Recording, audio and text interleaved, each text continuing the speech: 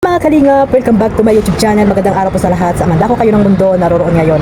At ito nga guys, mag-reaction po tayo dito sa upload ni Kuya Andy, no? At nahuhuli tayo sa pagre-reaction, pero kahit nahuli ay re-reaction pa rin natin mga kalingap. At ayun nga, na-interview nga po dito ni Kuya Andy itong mag-ina na si Joy Diwata at si Ate Imelda mga kalingap. So, bago natin simulan yan mga kalingap, shoutout muna tayo sa ating founder, Kuya Bal Santos Matubang, Ate Edna Vlogs at Kalingap Rab, at sa lahat po ng mga nasa landing pad, ambassador, deputy at mga kalingap scouters. Miga love shoutout po sa inyong lahat.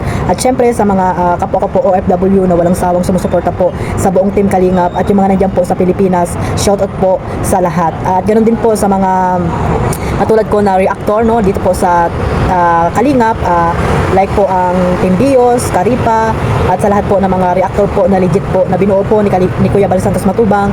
Shoutout po sa inyong lahat. At syempre sa mga mabait na sponsor na walang sawang sumusuporta po sa buong team Kalingap, at especially po sa mga charity vlogger, lalo na po kila Kuya Bal at Kalingap Rab. Miga love shoutout po sa inyong lahat. At ito nga guys, may nakuha po akong clip video po dito kay Kuya Andy, tungkol po sa pag-i-interview niya dito kay Diwata Joy, no, mga Kalingap. At dito nga nagsalita na si Joy sa mga paratang di umano, no, na nakikipag-usap dito sa mga dito sa mga sponsor itong si Joy Diwata mga Kalingap. Ayan mga Kalingap, sabay-sabay natin panoorin at pakinggan mga Kalingap.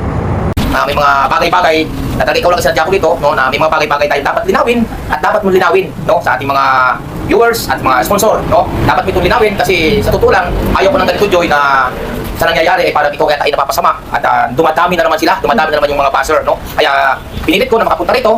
Walang nag-utos sa akin na puntahan ka, ito'y sadyang sarili ko na ikaw ay puntahan ka para makausap at linawin ang mga bagay-bagay, Joy, na para sa akin ay hindi maganda, no? At sa paningin ng iba, hindi rin maganda, no? Kaya pumunta ako dito upang linawin sa iyo at sa gusto ko sa iyo mismo manggaling na bibig sa sarili para malinawan ang lahat sa mga nangyayari, no? Kaya sige, Joy, at mag-amusal ka muna.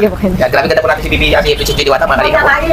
Ayan nga mga kalingap, no, ito na po ang umpisa. Ito po mga kalingap, paalala ko naman po, wala po itong cut, no, diretsong tanong ko ito. Ito po ay one-on-one tanong kay Joy Diwata, no, one-on-one, personal na tanong. At kailangan masagot ni Joy ng katotohanan, yung nasa katotohanan lang po. Gusto ko po kasi yung katotohanan, yung wala kasi sinungalingan mga kababayan. Ngayon, Joy, masaya po si Joy mga kalingap. Lagi po, hindi mo pakita kasi mga baka wala nakangiti, no. Ngayon, Joy, ay ako nandito, ano bang may nalalaman ka ba about sa mga nangyayari ngayong mga ilang araw na nakalipas? Nung ano po, wala po talaga akong alam kasi di naman po ako mag-open ng YouTube. Oo, tama, yan, tama mga kababayan. Kasi kaya ako nandito, Joy, about dito sa, ito gusto kong malaman, gusto ko sa iyo manggaling, na gusto ko sa yung sarili, ikaw mismo magsabi nito sa kumakalat na mga bali-balita, no, na ito ayaw talagang mangyari. Mga kababayan, shoutout po sa inyo lahat, no, at siyempre huwag natin kalimutan Kuya Bal Santos Matubang at dito sa Kalingap Rab po. Joy, kaya ako nandito, gusto kong malinawan ng lahat, hindi lang ako, no, kasi tanda mo ba nung primerong na-scout ko kayo noon, tanda mo yung mga pangaral ko sa inyo, na ano man ang mangyari, maging mabait kayo, yung magsabi ng katotohanan, at higit sa lahat, no, ay yung kung sakali na may mga sponsor kayo, ay huwag kayong rirekta sa sponsor o huwag kayong magpapawakwak, ika nga, no. Naalala mo pa ba yun, Joy? Apo ko yan. Yan, kaya ako nandito, Joy, gusto kong malinawan ng lahat, no, doon sa mga baser pati na iba, no, napakaraming binabas si Joy na nambabas nang wala sa lugar, mga kababayan, hindi niyo po alam, no, ako pong nakakaalam nito, mga kababayan, no. Yung mga baser, pasintabi po sa inyo lahat, no, kayo po yung mahal ko, pero wag naman po natin ipakabas si Joy dahil hindi po niyo nalalaman ang katotohanan, mga kababayan, no. Ngayon, Joy, alam mo kung bakit ako narito? Kasi sa mga lumalabas ngayon, gaano katotoo ito, one-on-one interview ko sa iyo, no, gaano katotoo, Joy, na yung mga napapalitaan na ikaw daw ay may rumirikta na sa inyo, na sponsor sa iyo, lalo tigit sa iyo, gaano katotoo yan, Joy? Gusto ko sa iyo manggaling. Siyempre hindi po totoo yun, lalo na po nung nagpa-feeding po baga. Hindi ko naman din po yun, alam na. Hindi naman po yun sa akin nagdirekta. Siyempre po, sinabi lang din po yun sa akin ni Kalingap Dan na ayun po may pa-feeding. Tapos sila naman po ang nag-asikaso nun. Tsaka hindi po sa akin galing yung, yung budget? Opo. Hindi ka nakatanggap? Hindi po. Ayan, mga kalingap, umpisa na po ito, no, na itinatanggi ni Joy dahil yun naman po talaga ang aking katotohanan, no. Ngayon, Joy, isang katanungan ulit, no.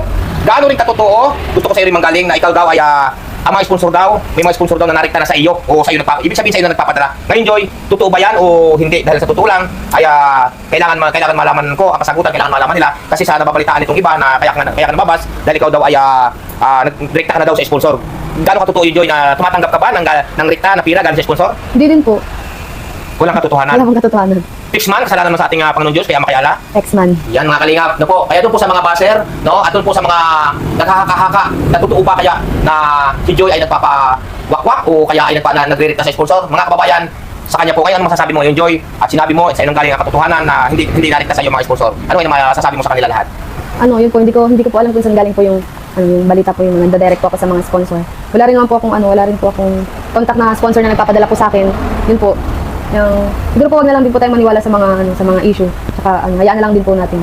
patuloy lang po tayo sa sa mga Danjoy po, sa mga supporters. Ayun po. Yan. Yung po mga kalingap, no, ngayon, Joy, ano masasabi mo sa mga balita, sa mga nagiging balita yan ngayon, sa nagiging issue na ikaw daw ay narito sa sponsor? Anong gusto mong ipaabot sa mga baser na yan ay wala katotohanan? Ngayon, kaya ako nagpunta rito para malinawan ang lahat na talaga ako naman talaga hindi maniniwala na narito ako sa sponsor. Kasi sa totoo lang, Joy, nung panahon, una ko pa kayo na-scout, nag-usap talaga kami ni Kalingap Rob, na pinag-usapan talaga namin yan, na ang aming pinag-usapan po mga kalingap, kung sakali po may mga nag-sponsor at mga nagpapadala kay Joy, wala pong iba kundi idadaan kay Kalingap Rob at kay Andy Kayaka Vlogs.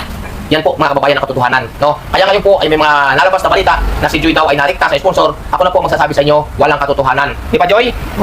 So ayun nga mga kalingap, no, pumunta doon si Kuya Andy, no, credit po dito sa upload ni Kuya Andy mga kalingap. At ito nga, no, naitanong nga dito ni Kuya Andy, no, about po dito sa mga sponsor na di umano ay nakakausap ni Joy Diwata, no, hindi lang pala isa kundi 5, di ba? Yung sabi ni Bobby TV na nakakausap itong si Joy Diwata ng mga sponsor, pero wala naman po ditong sinabi na involved po sa pera itong mga sponsor na ito na nakakausap po ni Joy Diwata. Siguro ay pag ano lang po, pag interview lang dito ni Kuya Andy ay naninigurado lang po siya. Kaya po siguro na itanong niya ito kay Joy Diwata at kay Nanay Imelda about po dito sa pakikipag-communicate niya sa mga sponsor, no?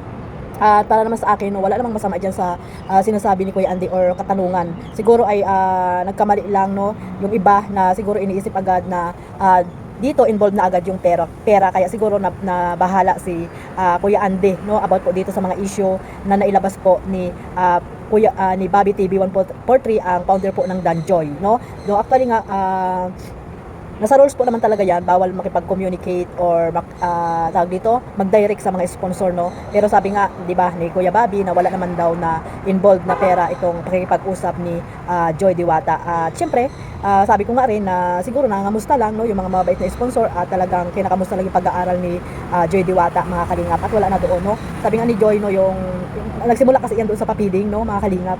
Yung issue na yun ay nagsimula doon sa papiding, kaya siguro ay lumawak na yung mga issue na yan. Pero ayun nga, close ano na po yan, no, case. Tapos na po yung issue na yan, mga kalingap, no, about dito sa papiding. At yung dito tayo sa sinasabi ni Joy Diwata na wala naman siyang nakakausap or hindi naman nagda-direct po yung mga sponsor dito sa kanya para magbigay po ng pera, mga kalingap, no? At yung budget na papiding ay doon po yan inaabot siguro sa ibang mga keyboys, mga kalingap. So wala pong problema dyan, no? At ayun, si Joy na mismo ang nagsabi na hindi naman daw siya nakikipag-usap sa mga sponsor, mga kalingap. At alam naman natin yan, no, na si Joy ay isa sa mga loyal yan sa Team Kalingap at napakatagal na po yan.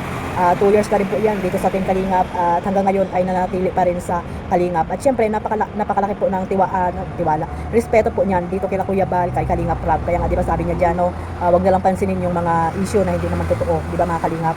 At least po talagang nagpapasalamat si Joy kila Kalingap Rob at Kuya Bal dahil nga nakita sila ni Kuya Andy at napabahayan sila, di ba, mga Kalingap. At ayun, sa ngayon nga ay may love team siya na kay Kalingap Dan, di ba, mga kalingap. So hayaan na lang po natin, no, at iwasan na po yung pambabas dito kay Joy Diwata kasi napakaraming nambas dito kay Joy, no, na hindi naniniwala kasi nga yung iba ay yung mga katanungan kasi ni Kuya Andy ay about dito sa pera, mga kalingap. Pero itong kay Kuya Bobby naman ay wala naman ditong involved na pera na sinasabi. Yun nga lang, bawal talaga makipag-communicate sa mga sponsor, no, kasi nga po nasa rules po yan, mga kalingap. At syempre dahil sa tagal na po ni Joy Diwata dito sa Kalingap, alam niya na rin naman yung mga rules dito, di ba?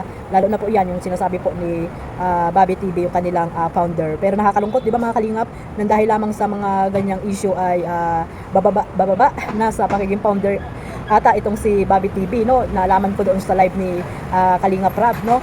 May pagkakataon tayong reaksyonan dito ay reaksyonan din natin, mga Kalingap, no. Pero sana ay tuloy-tuloy pa rin yung pagiging founder niya, ganun talaga ang life, no. Minsan ay hindi nagkakaintindihan, katulad ito kay Kuya Andy, di ba? Sana ay maging okay na po yung samahan nila, no, mga Kalingap. At kung may pagkakamali man ay wala naman taong perfecto, di ba, mga Kalingap.